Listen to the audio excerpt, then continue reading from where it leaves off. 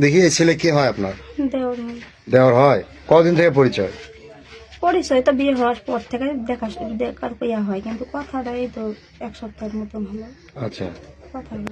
আচ্ছা, আপনার ছেলে মেয়ে কয়টা আছে? আমার একটা ছেলে একটা মেয়ে। ছেলের বয়স কত? ছেলের বয়স 18, 18। মেয়ের বয়স? মেয়ের বয়স 7। 7।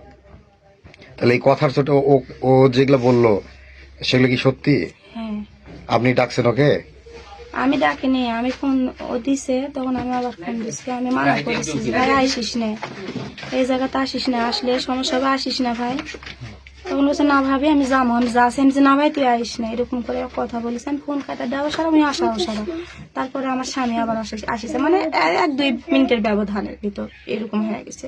আমার তো জ্বরে গাও কাটছে, আমি তো এমন আমার স্বামী আমাকে ধরে মারলো। তখন আমার মারা দেখে উনি আবার আসলো, আসে ওকে ধরিছে যে মারো না, যে কোনো একটা ফাইসালা করা হোক। তখন আমি তাও বলেছি আমি ভুল করে ফেলছি, আমাকে এরকম করো না, শুনবে না।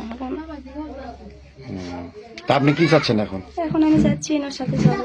এনার সাথে যাবেন? হ্যাঁ, এই তো আপনার চেয়ে বয়স অনেক ছোট। ছোট হলে কিছু করার নেই। আপনার বয়স কত এখন? কত হবে? 30 30 হবে। হতে পারে। 30 হতে পারে। আচ্ছা, এর আগেও কি আপনার সাথে সম্পর্ক ছিল? না না। আজকে এই প্রথম? হ্যাঁ, এখন আমার এই সংসারটা আমাকে এখানে স্বামী তো আমাকে স্বামী যে আমাকে ভাত দিবে না, ডিভোর্স দিবে জি, তাহলে আমি কি করবো বলেন? আমার মাথার উপর কেউ নাই, আমি একটা এতিম মানুষ। আচ্ছা, আমার স্বামী এখন আমাকে এই ভাতই দিবে না, মানে থুবেই না, এক কথা। তাহলে সেটা আগে আপনার ভাবা উচিত ছিল। ওটাই তো আমার ভুল, ভুলটা তো আমার ওই জায়গাতেই।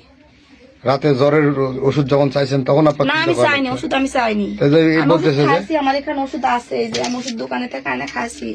আমি বলছি ভাই আমি ওষুধ খাইছি, তো বলছে না ভাবি তোমার জ্বর ছাড়েনি, রোজা কেন থাকবে নি, আমি ওষুধ লিয়ে দেয়। আমি বলছি, না আমার লাগবে না, আমি এন করে তক্ক করছি মোবাইলও, তক্ক করা ফোন কাটা দেওয়া সারা উনি আসিছে, অমনি আমার বাড়ি এলাইছে। আমার কথা বলার কেউ সুযোগই দেয়নি, আমার কোনো কথা বলার সুযোগ দেয়নি।